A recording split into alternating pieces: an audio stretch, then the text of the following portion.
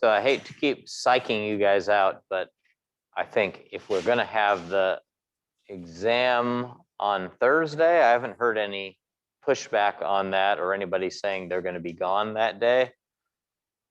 I have an exam that's like 5 pages long, so it's designed to be like an hour-long exam, but I'd just like to, unlike I think the one that I gave you as an old practice exam was actually 6 pages long, but the one I've got ready to go is 5 pages long through the harmonic oscillator stuff. So unless there are no objections, let's switch it to Thursday, and I'll just give you the extra time so that you can, have time to look over all the details if you're doing integrals or whatever.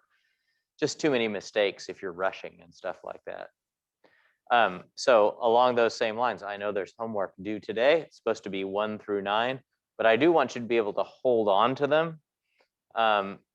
If you're ready to turn them in, I can return them to you by Wednesday and you'll have them before the exam. But if you want to study with them, maybe it's best to just keep them and turn them in at the exam, and we'll just keep going forward with the free particle stuff. I'm not always going to psych you out with every due date that comes along, but since we're close to the exam, that seems to make sense, just so that you can hang on to it. I guess that begs the question of, the reason I think I wanted it turned in today was so that I could post solutions. Because I do want you guys to be able to look at my solutions. So we'll just, make it the honor system, finish it, then you can compare to my solutions. If you have questions, certainly. Makai just asked if I was staying after class, but I'm generally in my office mid-morning every day, like Jake came over to see me today, mixed with physics 110 office hours kind of questions. So anyway, let's go back to where we were. Let me share the screen here. And I think, we'll get to practice more today. Let me just switch these lights so it's not right on the screen in class.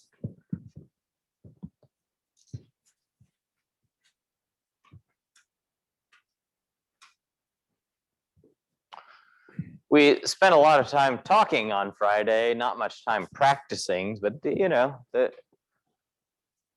some of you may have seen this stuff before about Fourier transforms, but maybe for some of you it's new. I'm not sure. The question was, in analogy to what we've done before. That doesn't look good. Let's click on there and go back. Try that again. Before, when we had the infinite square well or the harmonic oscillator, we found a discrete set of solutions to the time-independent Schrodinger equation, or a discrete spectrum of allowed energies. Those mean kind of the same thing. And we then said we want to match the boundary conditions at time t equals 0 and figure some coefficients, right? We said if we can write psi at time t equals 0 as a linear combination of those allowed definite energy states, we know how to compute the CNs. And now in the free particle case, we don't have a discrete set of these, but we have a continuous set, and it turns out they're of the form e to the I kx. K, a continuous parameter that goes from -infinity to infinity rather than a discrete index n. So K parameterizes the different definite energy solutions.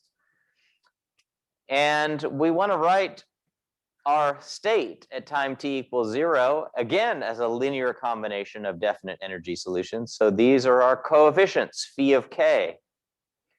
And the Fourier-Plancherel theorem tells us how to solve for phi of k. In fact, that's really just directly what it tells us. It says, if you want to find those, the phi of k is sort of like the formula for the Cn. Phi of k is put your initial wave function next to psi star, the definite energy state psi star. So we need an e to the minus ikx there, and integrate. And by convention, we put this 1 over root 2 pi out in front here and in front there. We might have left it out over here, and then you'd need a factor of 1 over 2 pi, and sometimes people do it that way, but in this case, we sort of split the difference and put a 1 over root 2 pi out in front of each one of them. And so that tells us how to get these coefficients. And we ended up on Friday saying that, yeah, phi of k contains the same information that's in the initial waveform. So if you know the initial waveform, you know what the phi of k's are. And if you know the phi of k's, you know the initial waveform. You can see from those two. Each one allows you to calculate the other one. Just like the CNs allow you to calculate psi of x and 0, right? If you know the CNs, we've already figured out what these are. You just do this construction and you'll get psi of x and 0. So those coefficients are really the same thing. And so we gave that the notation, the momentum representation of the state, or you really might call it the wave number representation. But of course, since k is 2 pi over lambda, we could just write out that function and think of it as a function of lambda. I'm sorry, we want momentum. Since p, we know from our modern days, p is equal to h bar k, and therefore k is equal to p over h bar. So I can write that as a function of p very trivially. P and k are proportional to each other. And so that's why we call this the momentum representation. Why be so predisposed or, obsessed with functions of x? Rather, we could take functions of wave number or functions of momentum to be our basic descriptions of the state. And think of this as like our wave function as a function of the wave number. Or if we put k is equal to p over h bar, it would be the wave function as a function of momentum. And we're going to increasingly take that point of view where we say, I don't care, x, px, e, all our favorite variables. We could write wave functions as a function of those. We won't necessarily call them wave functions, but we will call this the certain representation of the state. So this is the wave number representation of the state, which is very close to the momentum representation of the state, and it's equivalent to the position representation of the state. It just looks a lot different as a function. So let's do an example or worksheet problem. This is, I believe, Alvis, that it was posted maybe for Friday's class. I'm hoping. I don't have the website up in front of me. If there was a worksheet posted for Friday's class, we all but got there. That was right when we ended. Oh, yes. And this is having you do the same old stuff. Of course, you got to normalize a state to begin with. And then we're going to write it as a linear combination of the free particle states and then put in the time dependence. It just feels a little bit different. So let me back up here to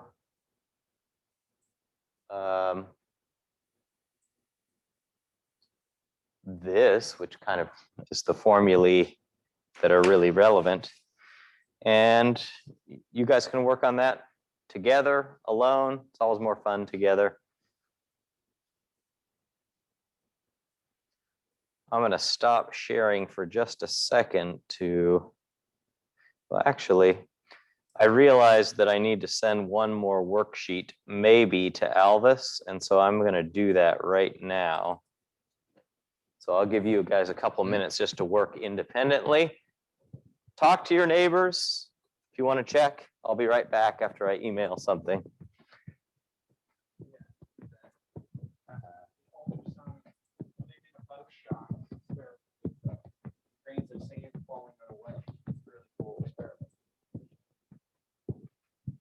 exactly. So Mark was a postdoc here on Instagram.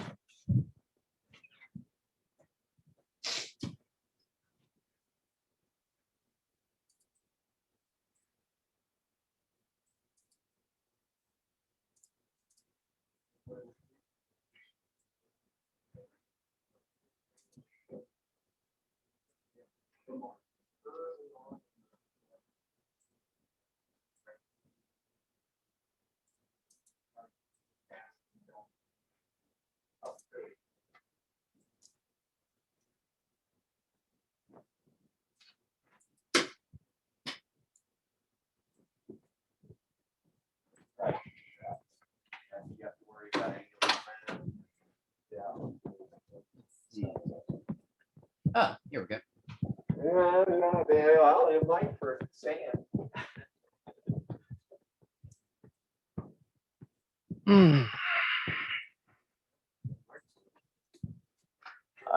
I'm in class right now, believe it or not.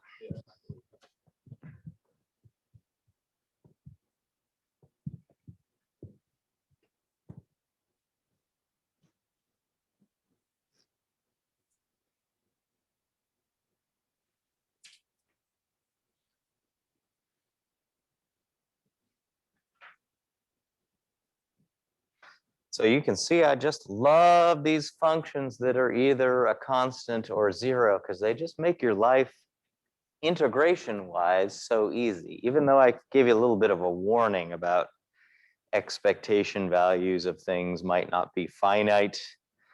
So they're slightly non-physical, but they still can give you the experience of working through the details without so much pain of using like Gaussians and things like that.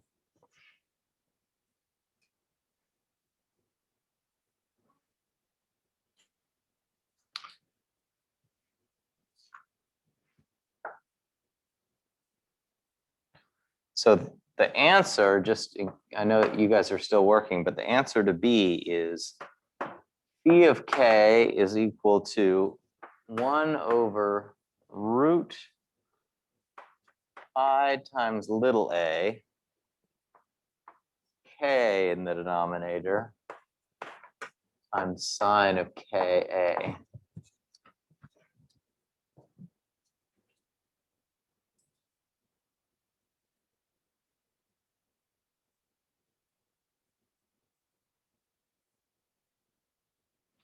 It's hard for me to tell how clear this is for Alvis.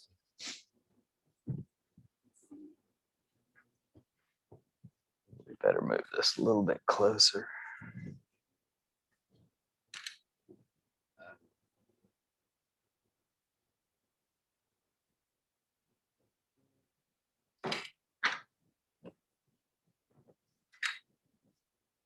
There we go.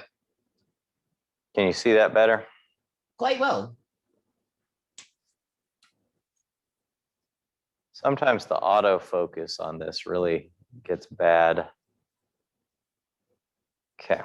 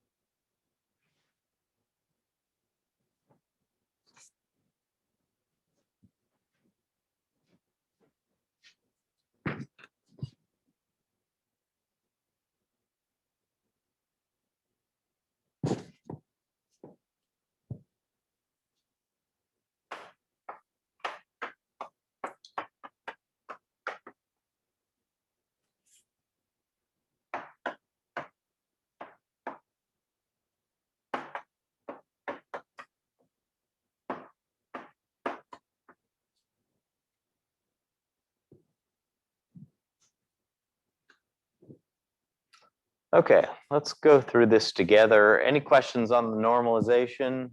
This is what I got. I didn't really think through it too much right now, but that's what I have written down, just from an easy integral. So in B, we're supposed to find phi of k, and the formula for phi of k is 1 over root 2 pi times the integral from minus infinity to infinity of psi of x at time t equals 0 times e to the minus I kx dx. And once we do the x integral, all that's left is k, so we'll have a function of k.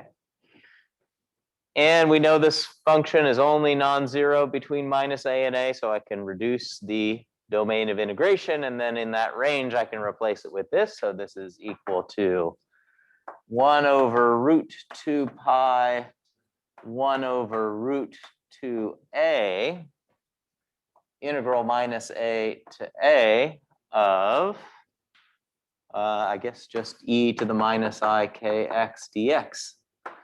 And that's a pretty easy integral to do. I never really know if people, when they see those, like to do u substitutions or if you do it directly. But if you wanted it to be of the form e to the u du, you could say let u equal minus I kx. Then du would be minus I k dx. And when, well, we could solve for what the a's are. And so that means that this would be 1, let's say we have 2 powers of root 2, so that would be 1 over 2 root pi a times the integral from, let's see, when when x is a, u is minus I k a, and this lower one must be a plus I k a,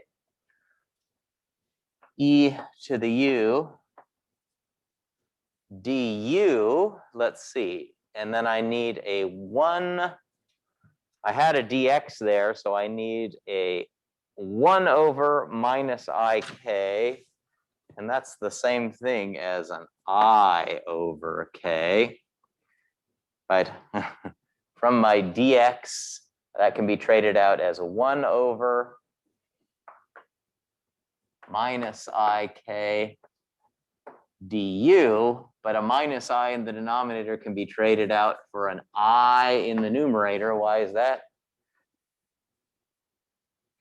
Because I squared is minus 1. So I just multiply numerator and denominator by minus I, and you get something like that. So that's the factor that comes from changing variable. I don't know. A lot of people just do this without changing variables, right? I just don't know how much people are slaves to u substitution like that. Okay, so what do we have here? We've got an I over 2 root pi a times k in the denominator. And then antiderivative of e to the u is e to the u. So that's going to be an e to the minus I k a minus e to the plus I k a. That's upper limit minus lower limit, right? Antiderivative evaluated there. And then that's almost that sine function that was given to you in the statement of B, except I want the positive exponent appearing first and the negative one second, so I could just factor out a minus sign. That's minus I over, well, let's see. I kind of regret that I changed this now. It would have worked out nicely if I had left this as a minus I k in the denominator. You'll see why in just a second. Minus I k down there. And then when I factor out a minus sign, it'll kill that minus sign. And then I've already got the 2i that I need for the sign. So that looks like 1. Tell me if I make a mistake or I'll look at my sheet in just a second. 1 over root pi a with a k in the denominator times the sine of ka.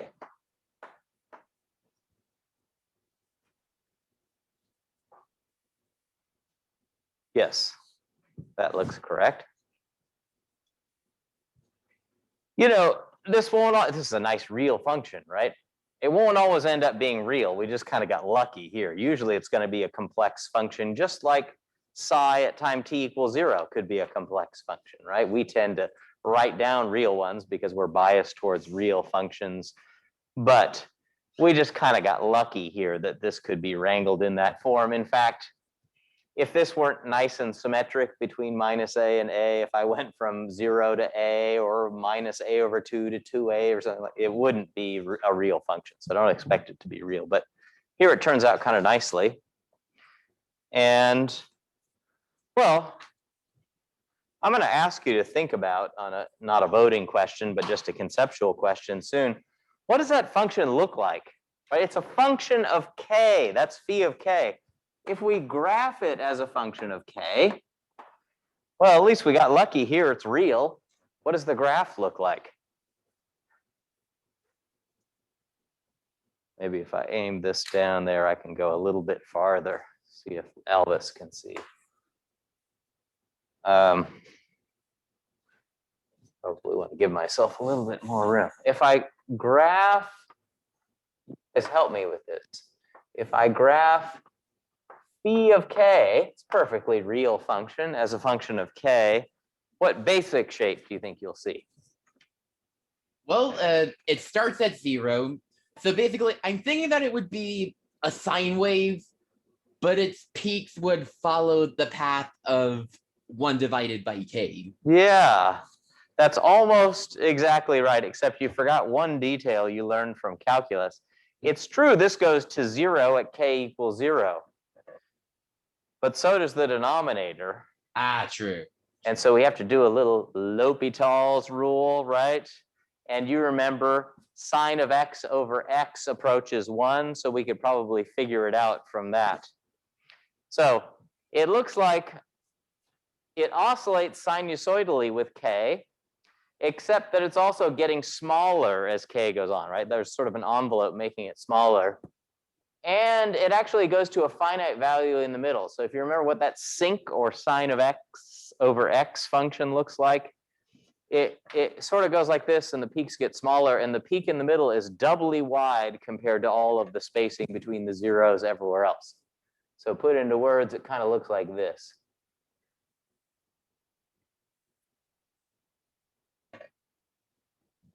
Same on this side, but it's symmetric function.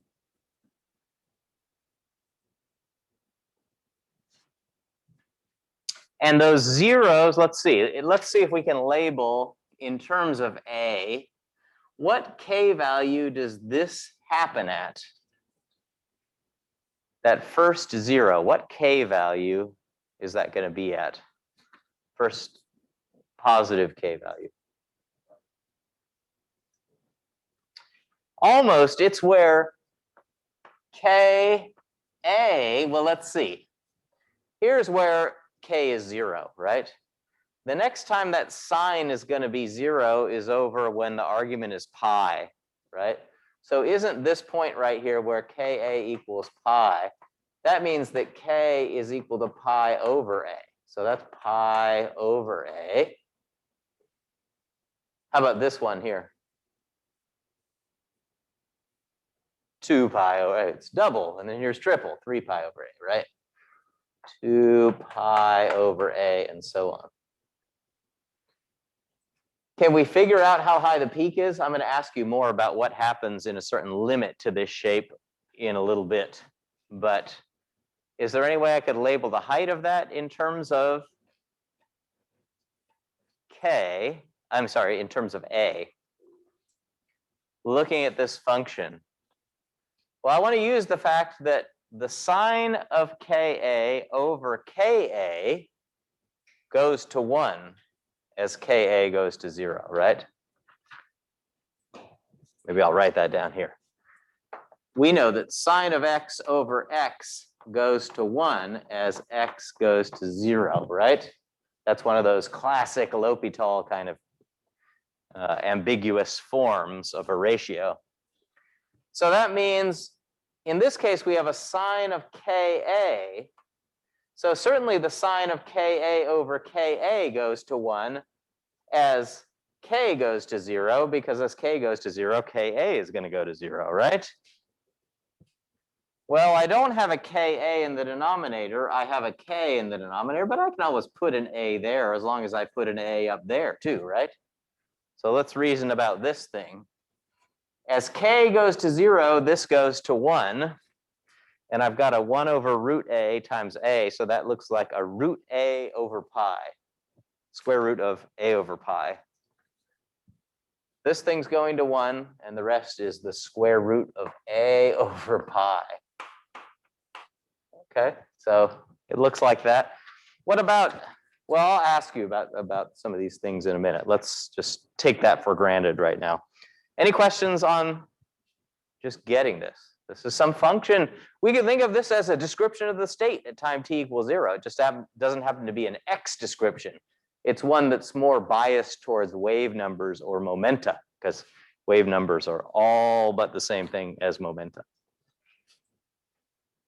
Okay, and then we know that to answer C, better move my camera over a little bit again.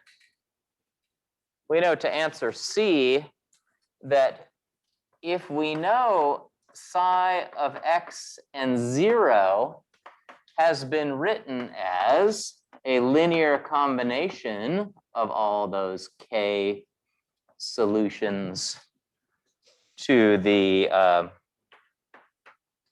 time independent Schrodinger equation, okay, e to the minus, e to the plus I kx dk. And we just found out phi of k, right? So this is saying it's a linear combination of these. Let's write in what we found there. Let me just put in that function right there. We found it was sine of Ka divided by K times root pi A, right? I didn't forget anything there, right? So this is our psi of x and 0. And now we know the prescription for making this time dependent. And in fact, if you're thinking that's just a step, I don't know why is that this turns it into the time dependent. You can think that through, and I'm happy to talk it through with you if you want. What I do is take each one of these time independent Schrodinger equation solutions and multiply it under the integral. I'm just expanding out my integral. E to the minus I e t over h bar, where e here is indexed by k. So I'm going to write e as a function of k. Because we're integrating with respect to k, I'd like everything explicitly spelled out in terms of k. And what is e as a function of k? Does anybody remember? From the very beginning of our discussion of the free particle. How do I write e as a function of k? Yeah, it's not too hard to remember. It's a free particle, so it's pure kinetic energy. There's no potential energy. It's just p squared over 2m, right? That's pure kinetic energy, but p is h bar k here. So I could, really want to be the full solution, I'd plug that in there, right? And then one factor of h bar would cancel, the other one wouldn't. Okay, that's C. Any questions on that? Good. Okay, share screen. Let's go forward to where we were. Okay, so here's a voting question. This is just, we're going to sort of consider this for just a few more minutes here, this function that we were looking at, our particular psi of x and 0. Let's take one particular limit of it. If I let a, notice that what I've got here is a function that's kind of centered at x equals 0. and it is normalized after we did part A. And therefore, if I let A get really small, the height of it's getting really tall, and it's becoming closer and closer and closer to a Dirac delta function centered at x equals 0, right? It's something that's becoming very narrow and also very tall. As A gets small, this thing would get big. Let's just calculate what the Fourier transform is of a delta function centered at, not at 0, but at some other value. When we calculate this, you've got to remind yourself in your head, how do I do integrals with delta functions under them? Oh, I love them because I don't have to think back to calculus 2. It just is something you can write down immediately. So look at those, inspect. I mean, this is something, if you know how to calculate integrals of delta functions next to other nice continuous functions under an integral, you can just figure out and see with no work on your paper what the answer is there.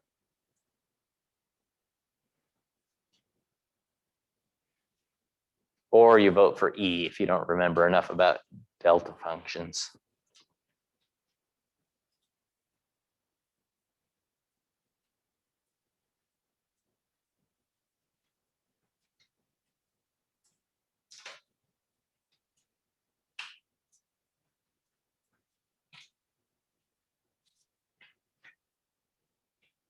Okay, let's see a vote.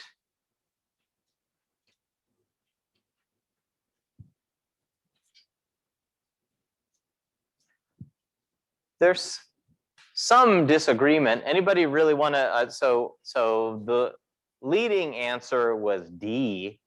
D is actually the correct answer here. Anybody want to explain how they could get D in terms of what we talked about of Dirac delta functions earlier?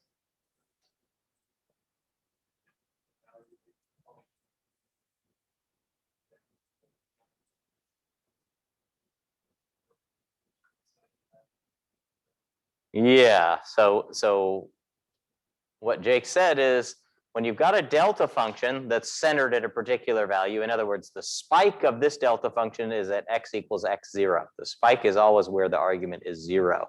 So the spike is when x equals x0. When you've got a delta function with a spike at a certain location under an integral next to a nice continuous function, you just, to evaluate the integral, you evaluate the other function at the location where the spike is. So I just put an x0 in there. And of course, I've still got the 1 over root 2 pi out in front. So D is what it is. Okay. Now, just to think about this for a second, what does this look like as a function of k? Remember, x0 is a particular value, right? Maybe this is our initial state and it happened to be very narrow. So I'm saying it's like a Dirac delta function. It's not centered at x equals 0. It's centered at some other value. As a function of k, what is this doing? Well, first thing that comes to my mind is that it's just corkscrewing. Yeah, it's one of those corkscrew shaped things, at least if you plot it the way that we were doing it on the first, way back in chapter 0. Sorry, I'm going to try to pump up the volume for Elvis, just so I can hear you better. Yes, yeah, that's right. It's going to look like one of those functions that, at least in magnitude, isn't getting very small very quickly, right? So this is saying, rather than our function that we got for a perfectly finite a, it actually fell off to smaller and smaller values as you went off to infinity. This particular one seems like it has a problem in the same way that as a function of x, you might have something that's not normalizable if it doesn't get any smaller as you go to x equals plus infinity. This has the same kind of problem. It doesn't get any smaller as k goes to infinity. So it's going to have problems as being a state. But in any case, it's an interesting limiting case there. Any questions about that one? That's just remembering the delta function. Okay, what I want to do is now think about what's going to happen if A is very small based on that discussion, right? So here's our thing that we did in, this is psi of x and 0 that we did in our worksheet. Let's let A get really small. The answer is for a finite A, it looks like this. What does it look like if A gets really small? Sort of related to the previous voting question.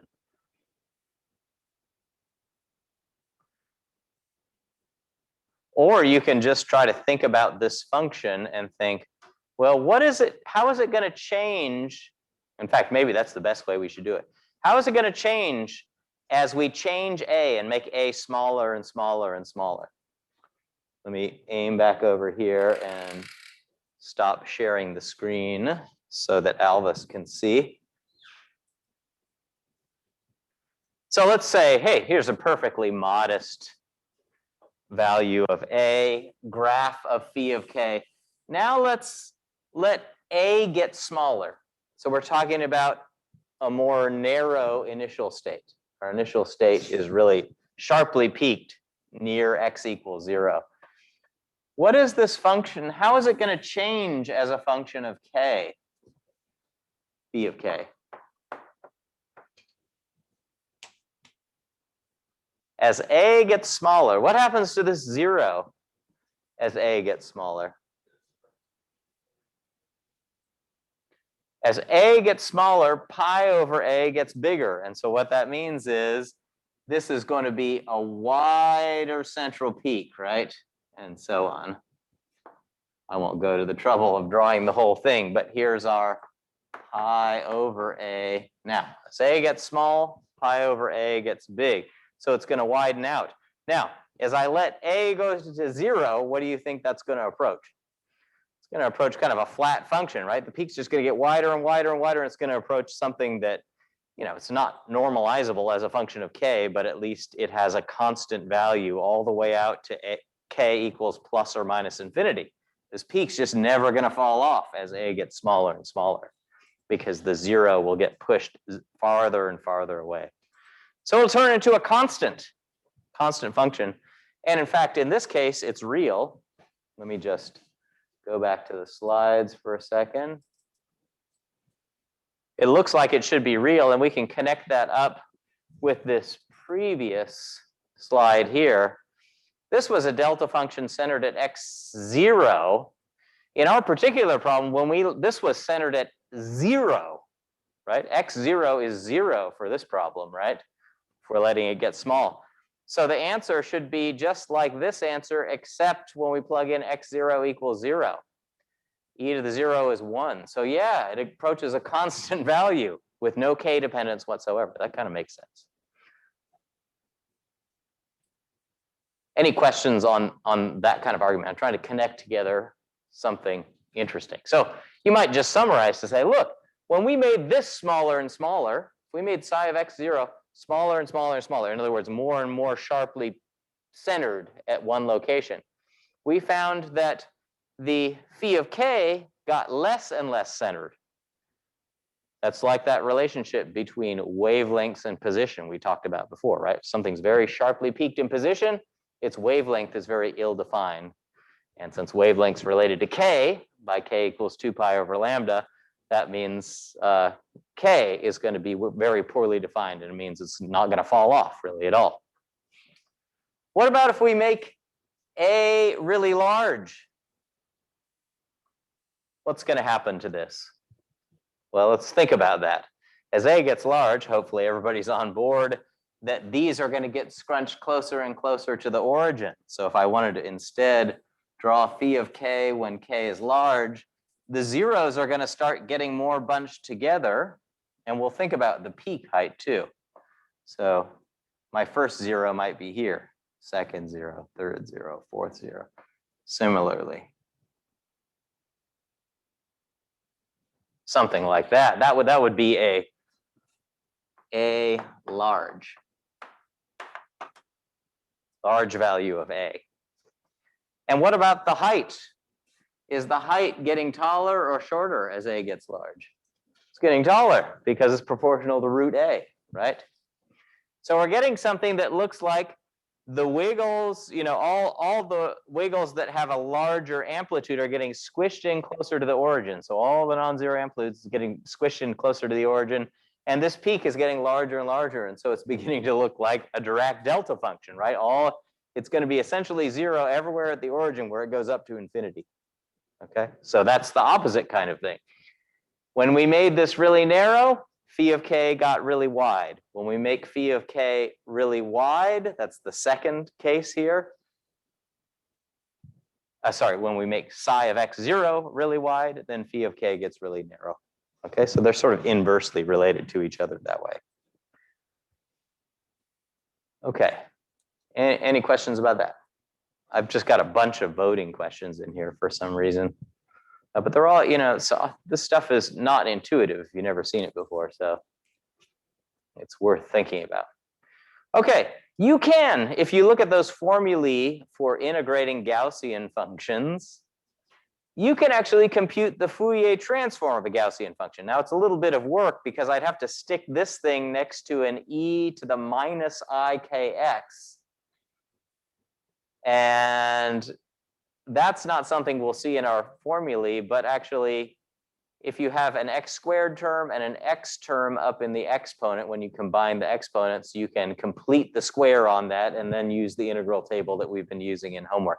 In any case, this is saying the result is some number, this person's calling it a tilde, times another Gaussian. Right? This is a Gaussian as a function of x. This is a Gaussian as a function of k. Okay? If we increase the width of this function, so every Gaussian has a certain width. If we increase the width of this function, what can you say happens to the width of this function? Don't use your intuition. Look at the formula there and see if you can see.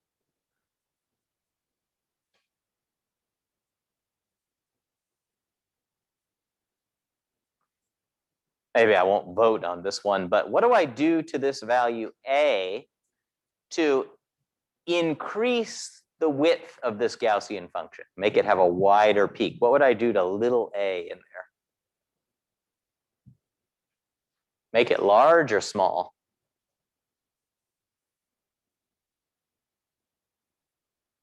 Yeah, I mean, if you remember something about Gaussian functions, this is like the standard deviation of the little a, if I remember correctly.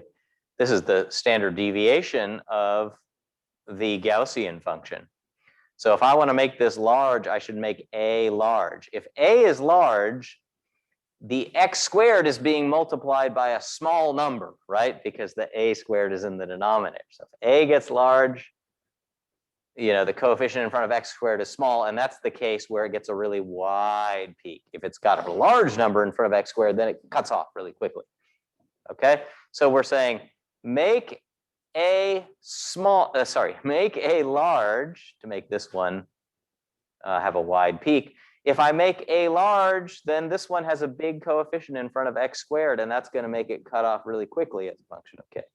So again, you're seeing that inverse relationship. The more wide your psi is as a function of x, the more narrow your phi of k is as a function of k there. Okay, so the answer is it decreases here. I don't think I have the answer on there. Okay, a little bit more terminology.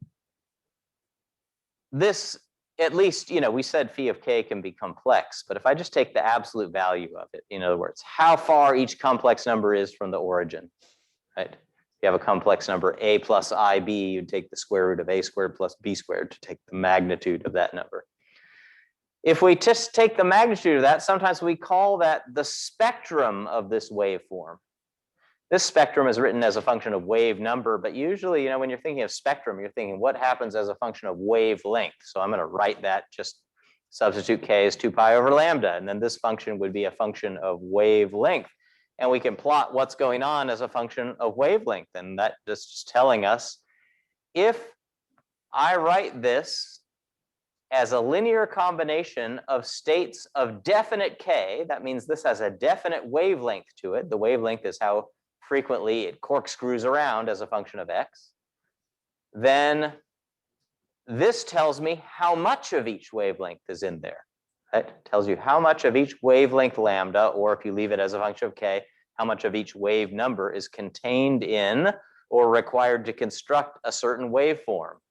So, if you have, if I look at this particular phi of k right here that we got, it's kind of telling me, oh, I have a lot of wave numbers that are very small, right? This is peaked near k equals 0, and everything's getting smaller as we go out there, right? So this has a lot of small wave numbers in it and not so many large wave numbers. But you can have lots of different shapes. That's what a spectrum is. Hopefully you're familiar with that term from modern, at least.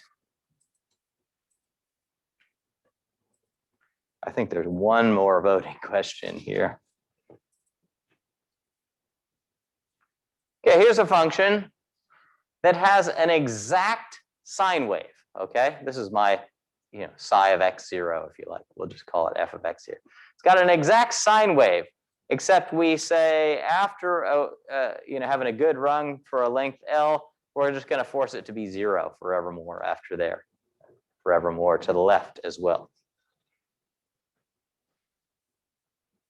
Is it correct to say, if we're thinking in terms of the spectrum, that f of x has a single well-defined wavelength, or it's made up of a range of wavelengths?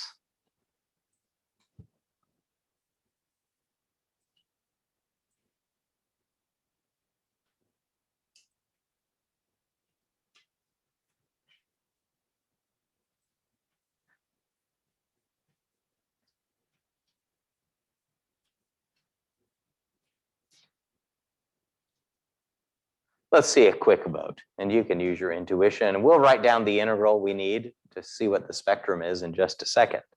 But we're essentially saying, when you look at the spectrum, is it going to be a delta function, or at least a couple of delta functions for a very small range of wavelengths, or is it going to be kind of spread out and contain a lot of different wavelengths, or a lot of different wave numbers equivalently? And most who are holding up cards are holding up B's, although they're, no, actually, I take it back. It's about a 50-50 split in what I can see. Let's just do it, and you guys can help me make the argument, right? What I'm essentially, another way of asking this is, what does the spectrum look like as a function of k? If the spectrum's like a Dirac delta function, then there's only a single wavelength in it. But if it's continuous, it has lots of non-zero k values. That means there's lots of non-zero wavelength amplitudes. So in this case right here, let me just switch so often here. Let me make sure that Alvis can see here. Yep. So we're talking about our psi of x0, right? Or that f of x being like a sine, I don't remember what they called it, k0 times x. There's some definite value of wave number or some definite wavelength that's in this function only between minus L over 2 and L over 2. So we're talking about doing that integral, and we want to figure out what it is. How might I do this integral?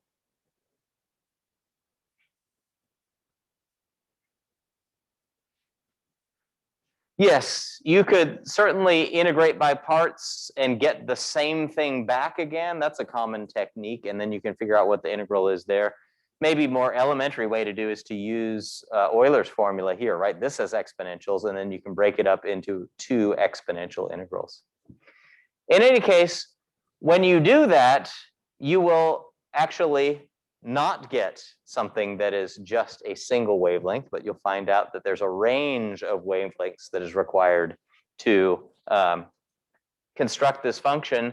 And the more narrow, the smaller L is, the larger the range of wavelength that it is to solve it. Maybe I should have written it down and done it out so we wouldn't have to do it so quickly, but you can kind of imagine how to do this, and then I'm going to end up with just exponential integrals, so it's not too hard to do. And when you do the integral, you'll be able to find that if L is non-zero, sorry, if L is anything other than infinite, right? If you're not integrating from minus infinity to infinity, but actually over a finite range, there are multiple wavelengths in terms of the spectrum, right? There are lambdas of lots of different lambdas required to make what looks like a definite wavelength function, right?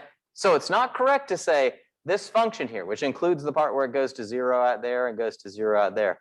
There's not a single wavelength there. If we let the sign keep oscillating all the way to plus infinity and minus infinity, you would find that the spectrum became more and more narrowly peaked, and it would become narrowly peaked and approach a Dirac delta function. That's they call it K here. So I should have labeled it as K0 because we're thinking of it as a function of K. Here's minus K0 here. And we would find out that if you did this integral to figure out what phi of K is, and then plotted the magnitude of phi of K, you would get something that approaches 0, 0, 0, delta function, 0. So it has waves of that definite wavelength, both positive and negative corkscrew kind of varieties of that particular wavelength. But if you don't integrate from all the way from minus infinity to infinity, you get some, more general stuff that's peaked around those wavelengths, and the sharpness of the peak depends on that range L that you're talking about. Okay, really hitting that over the head with a hammer there. Questions on that? So this is a transition to the next topic here, which we talked about in chapter 0, group velocity and phase velocity. Unfortunately, I got a worksheet on this too, and we won't have time to get to it today. If a particle is represented by a wave function, is there any sense in asking what the velocity of the particle is as the wave function evolves according to the time-dependent Schrodinger equation? And we're assuming nobody's making any measurements, right? So that you're not collapsing the wave function to a particular state in some way that's not stated here. And the answer is no. Your wave function is it's sloshing around everywhere, and peaks are going up and down and all that time, and that means the probability maybe is big here and then it gets small, but it's big in other places too. And if it's big all over the place and getting smaller and bigger, how am I supposed to assign the idea of a velocity to that particle that is represented by the wave function? And the answer is you can't. So in general, the answer is no. The function just wiggles and jiggles. So an example of this that Griffiths talks about in the reading is a simple case is a plane wave state. Remember, we have the single plane wave state, complex traveling wave. Looks like a corkscrew, and as time goes on, it travels down the x-axis. That's a traveling wave. The speed at which those phase fronts, in other words, if I look at a part of the corkscrew and I watch how fast that, maybe it's going over the top by the imaginary axis there, how fast it progresses down the x-axis. And I compare that, so here's the formula for that traveling wave.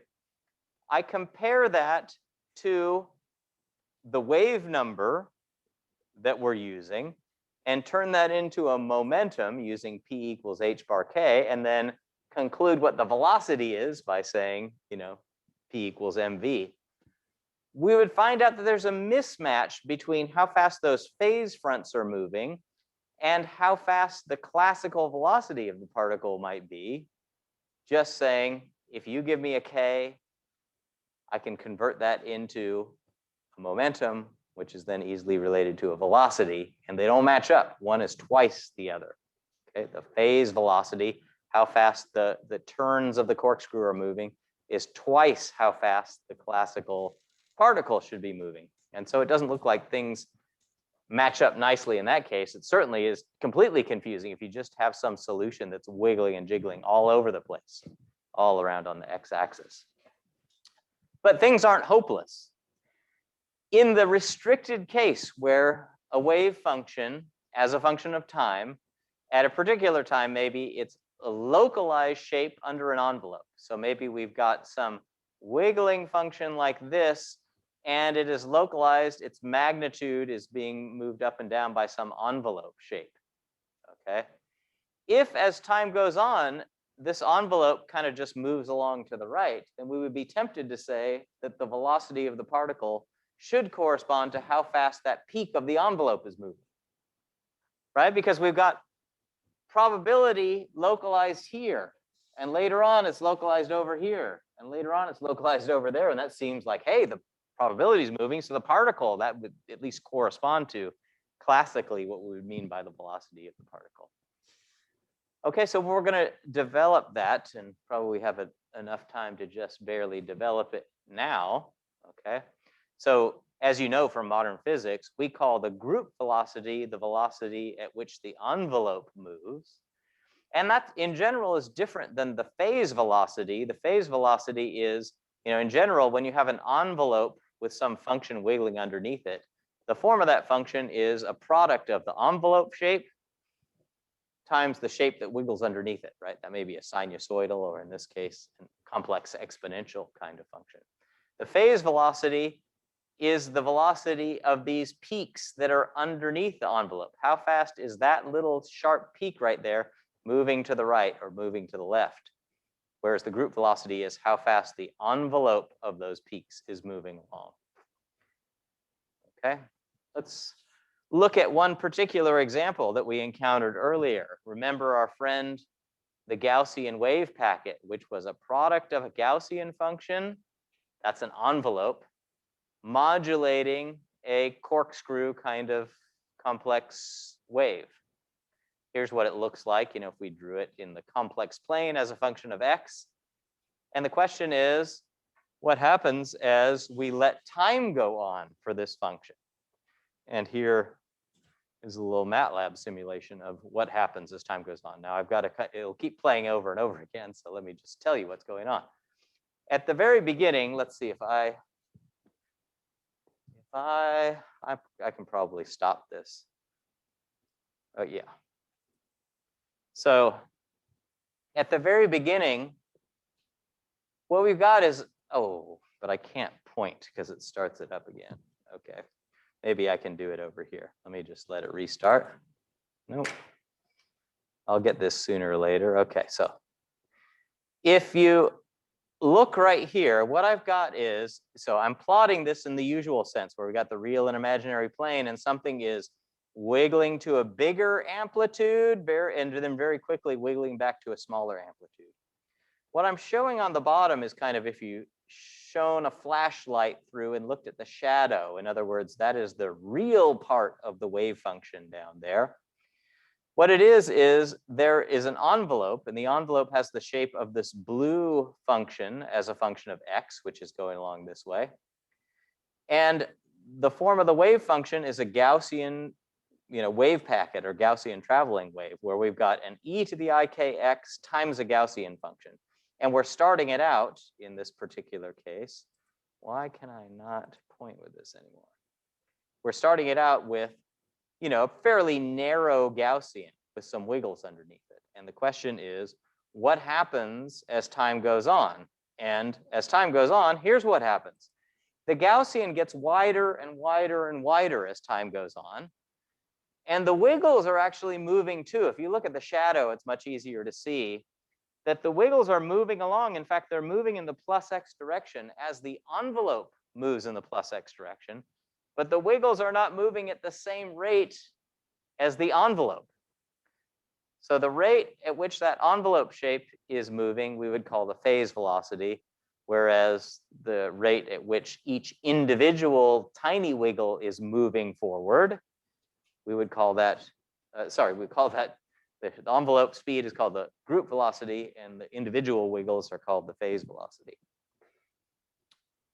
Oh, it's 12:39. All right, let me just say this and we'll finish it up next time. Here's how Griffiths is going to approach this.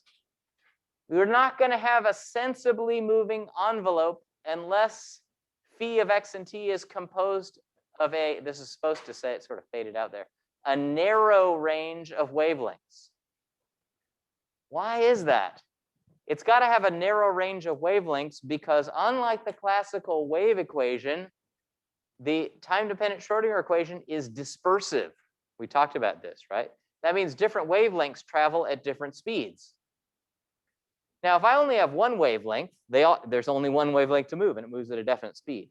If I have a small range of wavelengths, okay, so very narrowly centered around some k, they're all going to move at almost the same speed.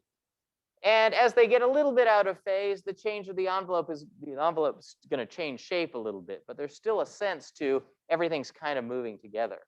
Whereas if I have a huge range of wavelengths, some of them are going to be moving incredibly fast and some of them very slowly. And when you look at the shape of the wave function, you're just going to see stuff going crazy all over the place.